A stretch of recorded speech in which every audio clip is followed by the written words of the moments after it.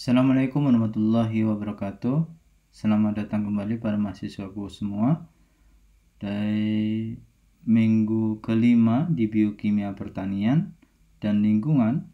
Kali ini kita akan mempelajari materi terkait dengan proses biokimia, pertumbuhan dan perkembangan vegetatif tumbuhan.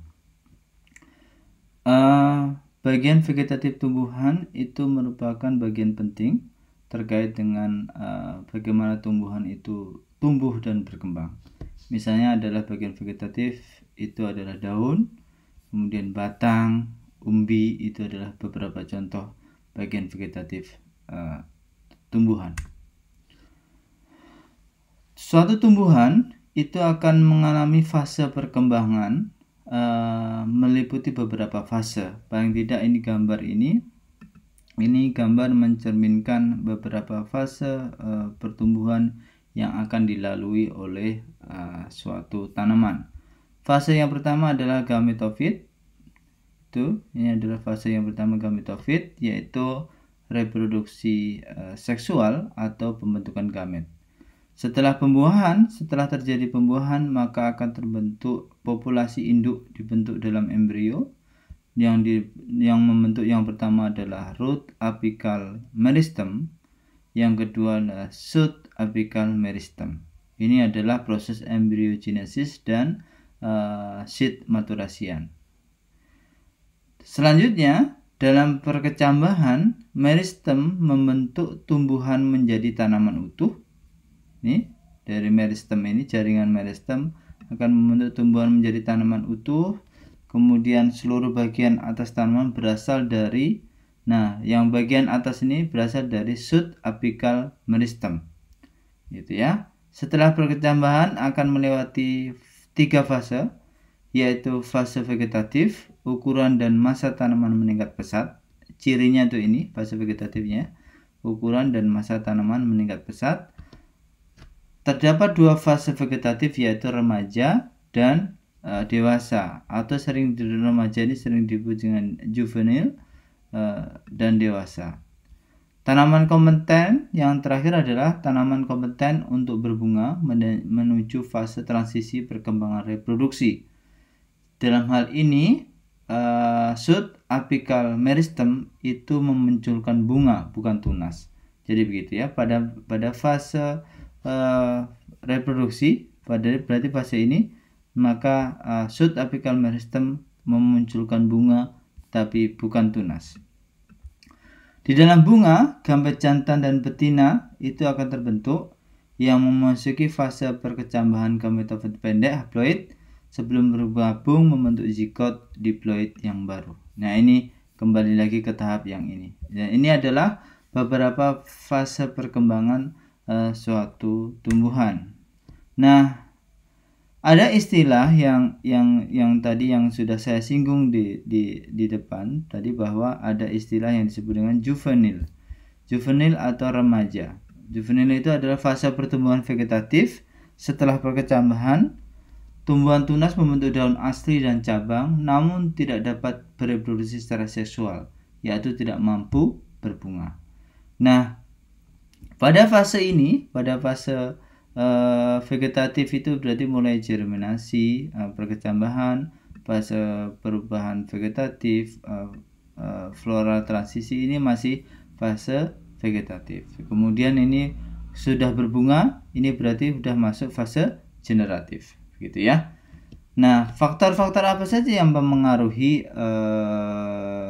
perkembangan tumbuhan ini? Banyak faktor, salah satunya adalah ketersediaan nutrisi, itu menjadi penting. Kemudian cahaya, panjang hari, intensitas cahaya, kualitas cahaya, kemudian suhu lingkungan seperti apa, serta sinyal endogen yang dikirimkan oleh hormon-hormon tanaman itu juga mempengaruhi. Selain itu, kondisi lingkungan, misalnya suhu dingin, stres, itu juga mempengaruhi perkecambahan dan transisi pembungaan. Ini adalah beberapa faktor yang mempengaruhi proses pertumbuhan dan perkembangan secara vegetatif dan generatif suatu tanaman. Nah, selain itu terdapat transacting small interfering RNA RNA atau tasi RNA ini yang merupakan salah satu faktor secara molekuler itu bagaimana perubahan fase vegetatif itu diregulasi. Nah, yang pertama adalah duplex mikroRNA atau miRNA ini dihasilkan dari prekursor. miRNA itu dihasilkan dari prekursor miRNA dengan melibatkan aktivasi DCL1 ini ya, DCL1 kemudian dan serase SE. Kemudian HST mentransport miRNA itu ke sitoplasma untuk dilakukan pembelahan yang tergantung pada prekursor tasi RNA, pretasi RNA dan Ag01. Ini ya. Yang nanti ujungnya adalah membentuk double strand RNA. Nah, double strand RNA yang dihasilkan kemudian dibelah dan menghasilkan tai RNA. Ya, tai RNA. Ini tasi RNA yang menghasilkan ini. Nah, tasi RNA duplex miRNA yang mengatur fase tasi RNA, produk gen target dapat mendorong fase dewasa atau menekan. Jadi akan terjadi fase dewasa, mendorong fase dewasa di sini atau menekan fase remaja, begitu ya. Jadi ada dua mekanisme di situ tasi RNA target. Yang pertama mRNA-nya bisa mendorong ke fase dewasa, menekan fase remaja. Atau yang di sini mRNA-nya menekan terjadinya fase dewasa, tapi mendorong peningkatan fase remaja. Jadi, nah inilah yang mengatur bagaimana secara molekuler tasi RNA target ini berperan terkait dengan perubahan fase vegetatif tanaman. Nah, tentunya salah satu aspek penting dalam perubahan vegetatif itu adalah bagaimana dinding sel itu dibangun. Dinding sel menjadi bagian penting kaitannya karena dinding sel terkait langsung dengan bagian vegetatif tanaman. Biosintesis dinding sel itu dilakukan dalam multiple kompartemen, ya, dilakukan melalui berbagai multiple kompartemen. Yang pertama adalah selulosa. Jadi selulosa itu disintesis di membran plasma, ya. Selulosa disintesis di membran plasma. Di sini ini selulosa disintesis di membran plasma. Yang kedua, selulosa mikrofibril secara langsung di matriks ekstraseluler, ya, di matriks ekstraseluler. Kemudian matriks polisakarida dan glikogen disintesis dalam sistem endomembran. Jadi misalnya ini sistem endomembran, ya, matriks polisakarida dan glikoprotein. Kemudian polimer dikirim ke dinding sel melalui transport vesicle secretory. Jadi ini adalah salah satu contoh transport vesicle secretory yang digunakan untuk mentransport polimer yang dikirim ke dinding sel yang menjadi bagian dari dinding sel. Nah, ini bagian-bagian bagaimana suatu proses pembentukan biosintesis dinding sel itu tumbuhan dilakukan melalui berbagai kompartemen. Bagaimana regulasi modifikasi dinding sel tumbuhan itu juga dilakukan. Yang pertama adalah regulasi dilakukan pada tingkat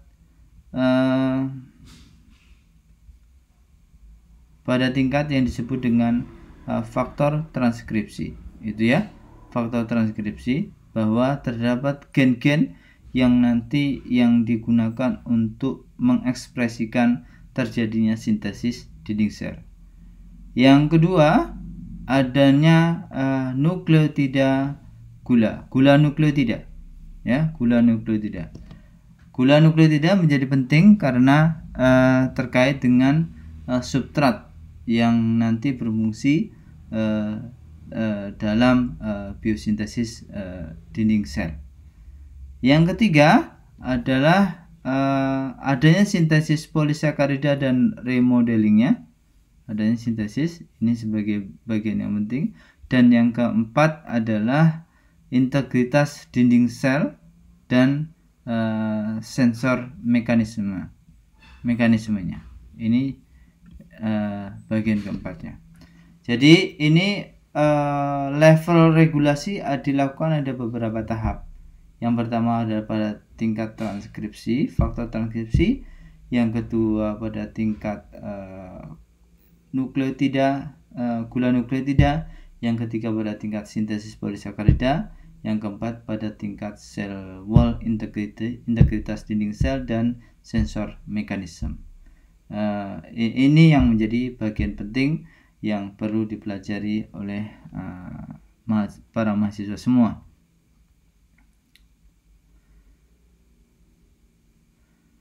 Yang mendasari bahwa beberapa aktivitas ini tentu akan sangat dipengaruhi oleh beberapa faktor. Misalnya integritas dinding sel itu sangat dipengaruhi oleh adanya ini ya, adanya ion kalsium. Jadi ini sebagai bentuk kanal ion, kanal kalsium yang nanti mempengaruhi integritas dari dinding sel itu sendiri. Dinding sel modifikasi itu dipengaruhi oleh beberapa faktor. Yang pertama adalah climate change, misalnya CO2, temperatur, kekeringan, salinitas itu yang mempengaruhi, sehingga ada dua mekanisme yang mempengaruhi. Yang pertama adalah adaptasi mekanisme, yang kedua adalah laju fotosintesis. Nanti akan mempengaruhi cell wall modifikasi terkait pektin, hemiselulosa, selulosa, ekstensin, dan seterusnya. Nah, bagaimana fotosintesis berpengaruh? Karena fotosintesis merupakan sumber karbon untuk sintesis dinding sel. Itu yang menjadi penting ya. Sumber karbon untuk sintesis dinding sel. Misalnya yang perlu dipoinkan di sini adalah misalnya adalah UPD glukosa. Ini menjadi bagian penting karena ini untuk sintesis berbagai komponen di Golgi, di pati, dan seterusnya. Nah, nanti larinya adalah ke sini. Nah, ini menjadi bagian penting terkait dengan sumber karbon di dinding sel, gitu.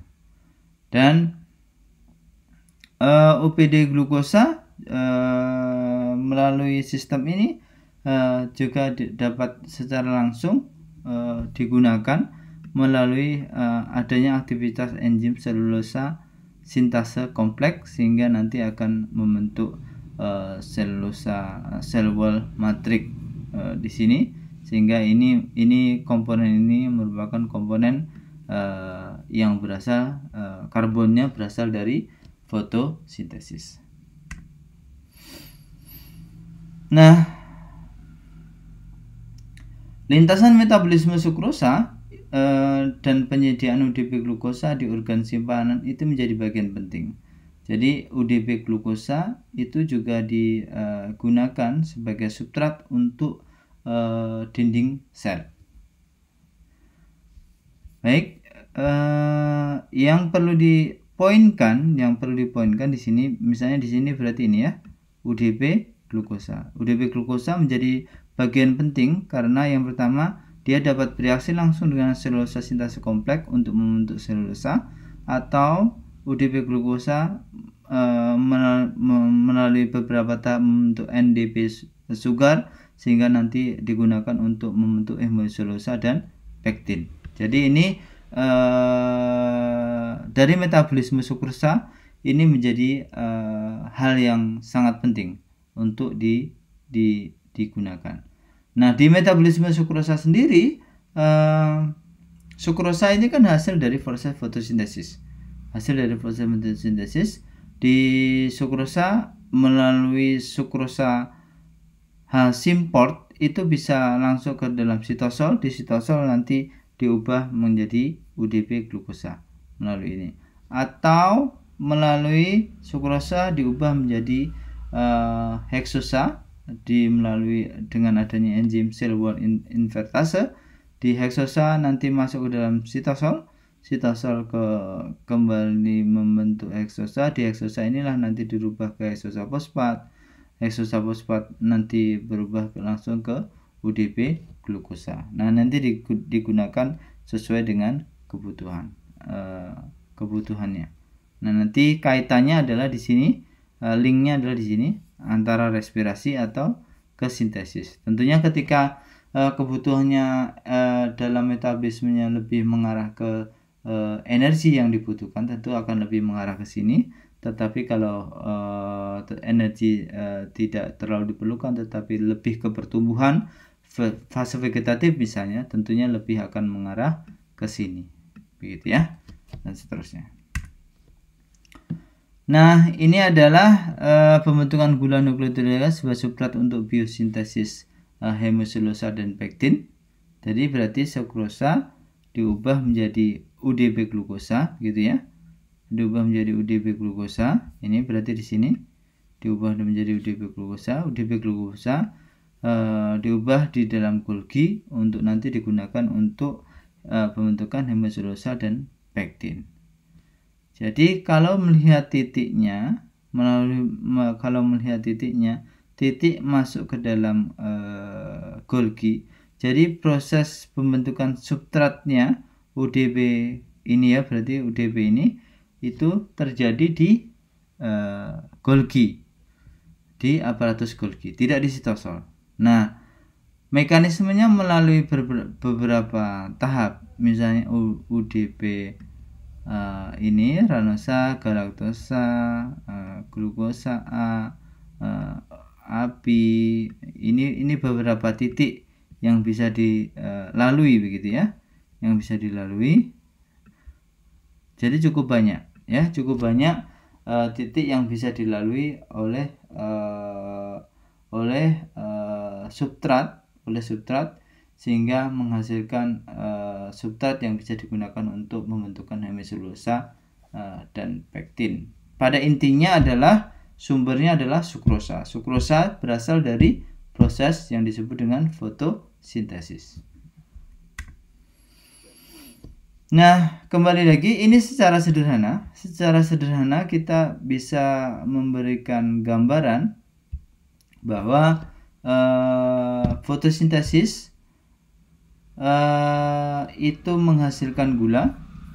Nah, gula di sini apakah kondisinya bagaimana? Kondisinya ketika kondisinya memerlukan energi, maka gula ini akan didegradasi melalui respirasi oksidasi menghasilkan energi untuk memenuhi kebutuhannya. Tetapi kalau dalam kondisi tidak memerlukan energi tapi lebih condong ke pertumbuhan dan perkembangan secara vegetatif atau generatif, maka gula ini akan digunakan untuk biosintesis ke arah pektin, hemosilulosa, selulosa, dan juga simpanan. Nah, nanti arahnya ke sintesis dinding sel polisakarida dan juga enzim. Nanti itu arahnya seperti itu. Nah, dalam prosesnya terdapat beberapa faktor kondisi cakaman yang memengaruhi metabolisme dinding sel. Misalnya adalah kondisi defisit air. Kondisi defisit air, ternyata dalam kondisi defisit air, biosintesis lignin itu meningkat sangat pesat. Ini tandanya ke atas semua itu berarti meningkat pesat. Artinya apa yang di sini? Artinya apa? Artinya pembentukan secondary dinding sel itu sangat besar. Kemudian growth reduksi, pertumbuhan terkait dengan ini juga berkurang, pertumbuhan berkurang. Kemudian resisten ini sebagai mekanisme resistensi untuk defisit air, gitu ya. Sementara terkait dengan dinding sel wall polisakarida dan enzimnya, selulosa itu tidak teridentifikasi, hemiselulosa meningkat, pektin juga meningkat. Kecuali yang menurun adalah ini, PG. PG itu polygalacturonase. Nah, dalam kondisi ini ternyata ini adaptif, hemiselulosa meningkat dan pektin meningkat ini sebagai adaptif mekanisme untuk water defisiency, defisiensi air, sehingga pertumbuhan itu akan disesuaikan. Dalam kondisi yang tergenang bagaimana? Dalam kondisi yang tergenang akan terjadi aktivitas selulosa, hemiselulosa, pektin, lignin itu menurun sehingga akan terjadi apa yang terjadi? Dinding sel itu terdegradasi sehingga pertumbuhan menjadi terhambat, dan juga lignifikasi, reduksi akan terjadi, reduksi lignin begitu dalam proses ini sebagai respon metabolisme dinding sel. Dalam kondisi yang panas tinggi, stres karena panas, beberapa hal yang ini belum teridentifikasi ya, hemiselulosa, tapi yang sudah teridentifikasi adalah pektin. Aktivitas pektin menurun, sehingga terjadi termotoleran. Jadi termotoleran, jadi pada tahap tertentu, suhu tertentu akan mengalami toleransi.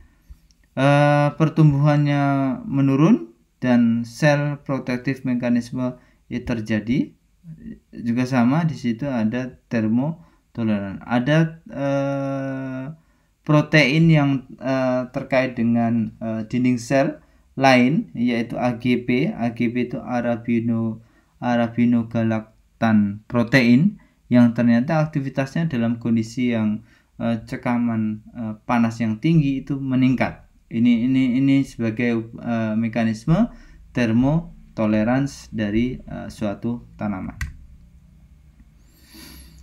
Nah, yang kedua, dalam kondisi yang dingin sama, ternyata terdapat pektin dan lignin yang meningkat. Pektin dan lignin. Pektin untuk di dinding sel, lignin untuk di lignin biosintesis. Pektin sebagai constructing cold adaptive mechanism. Jadi mekanisme terhadap kondisi yang dingin itu terjadi, sehingga pektin metil esterifikasi status, pektin side chain itu meningkat. Sementara lignin semuanya gennya meningkat ya, sehingga ini terkait dengan cell wall straightening yang dia perlu diatur. Kemudian selain itu ada protein yang terkait dengan dinding sel yang ternyata meningkat dalam kondisi stres dingin, yaitu WAC itu wall associated kinase, dan AGP arabinogalaktan protein. Nah, ini dua ini sebagai mekanisme improved freezing tolerance untuk mengatasi kondisi cekaman yang dingin. Baik, ini yang kondisi cekaman yang terkait dengan garam, kondisi garam, ternyata ada protein lain yang terkait dengan dinding sel yang berperan, yakni selain tadi WAC, agape juga ada PRP. PRP itu proline rich protein dan glycine rich protein, GRP. Ya, ini yang terlibat dalam cekaman garam dan toleransinya. Jadi mekanisme tanaman melakukan toleransi terhadap cekaman garam. Nah, ini beberapa protein yang terlibat sebagai mana untuk mengatasi cekaman garam. Logam berat lignin meningkat begitu. Tapi yang sel wall porisaccharidia yang lain belum teridentifikasi. Lignin meningkat tetapi pertumbuhan itu berkurang, dan ada protein yang lain yang terlibat dalam kaitannya cekaman logam berat ini, yakni WAC. WAC itu yang disebut tadi, yang